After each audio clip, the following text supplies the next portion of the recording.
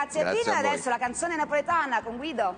Grazie Cinzia, allora la grazia, la leggerezza, l'ironia di Paolo Poli sono sempre straordinarie, raccontate dal garbo di Pino Strabioli. Buongiorno Angelica Sepe. Buongiorno. Buongiorno, oggi noi ci spostiamo al 1915, tra l'altro il 2014 sono 100 anni dall'inizio della Prima Guerra Mondiale, parliamo di Osurdato Namurato. Che cosa ci racconta questa? Ci racconta di una situazione che forse oggi non riusciamo più nemmeno a capire del tutto. Guarda, questa canzone è un messaggio di speranza, l'amore che vince sulla guerra, perché questo soldato in trincea si salva ed è felice pensando alla sua amata e canta "Oi vita mia", e quindi l'amore batte la guerra. Omnia vicit amor, diceva un poeta di qualche anno fa, e allora noi adesso vi facciamo ascoltare con Massimo Ranieri e Roberto Murolo Osurdato Namurato.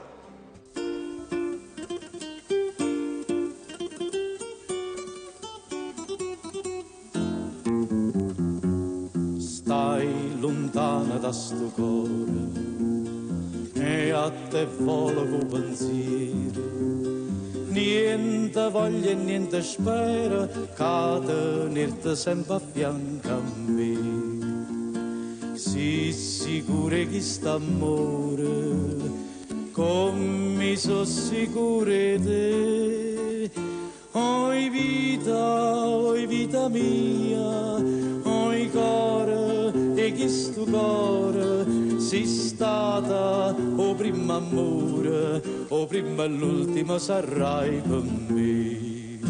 Stai lontana da sto cuore, a te vola con pensiero, niente voglia e niente spera che tenerti sempre a fianco a me. Sii sicura che st'amore come so sicure te.